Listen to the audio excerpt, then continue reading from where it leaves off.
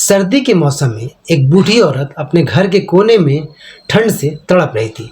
जवानी में उसके पति का देहांत हो गया था। घर में एक छोटा बेटा था। बेटे के उज्जवल भविष्य के लिए उस माँ ने घर घर जाकर काम किया। काम करते करते बहुत थक जाती थी, लेकिन फिर भी आराम नहीं करती थी। हमेशा एक बात याद करके फिर काम पर लग जाती थी, और जिस दिन बेटा लायक हो जाएगा तभी वो आराम करेगी। देखते देखते समय बीत गया।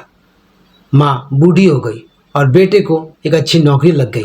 कुछ समय बाद बेटे की शादी कर दी और एक बच्चा हो गया। अब बूढ़ी माँ बहुत खुश थी। उसके जीवन का सबसे बड़ा सपना पूरा हो गया।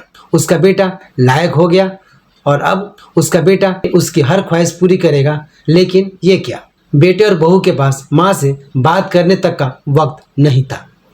बस इतना फर्क पड़ा था कि माँ के जीवन में कि पहली बार वो लोगों के जूठे बर्तन धोती थी, अब अपने बेटे और बहू के।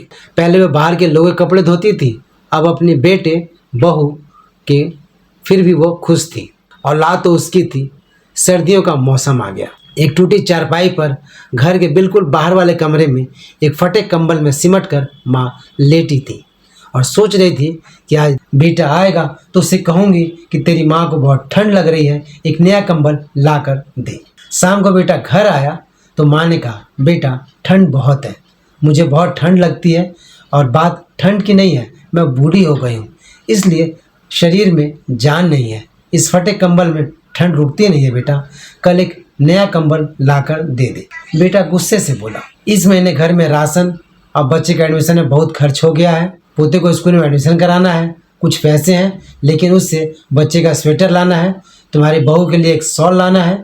तुम तो घर में रहती हो, सहन कर सकती हो, हमें बाहर काम करने के लिए जाना पड़ता है। सिर्फ 2 महीने की सर्दी निकाल लो, अगली सर्दी में देखेंगे। बेटे की बात सुनकर माँ चुपचाप उस कंबल में सिमट कर सो गई। अगली सुबह देखा तो माँ अब इस दुनिया में नहीं थी। बेटे ने सबको खबर दी कि माँ अब इस दुनिया में नहीं है। सभी रिश्तेदार, दोस्त, पड़ोसी इकट्ठे हो गए।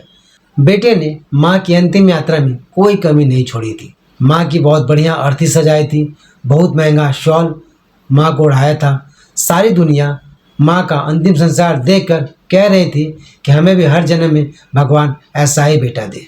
मगर उन लोगों को क्या पता है कि मरने के बाद भी एक माँ ठंड से तड़प रही थी, जिसे सिर्फ एक कंबल के लिए। मित्रों, अगर आपके माँ बाप आज आपके साथ हैं तो आप बहुत ही भाग्यशाली हैं। आज आप जो कुछ भी हो वो उन्हीं की मेहनत और आशीर्वाद से हो।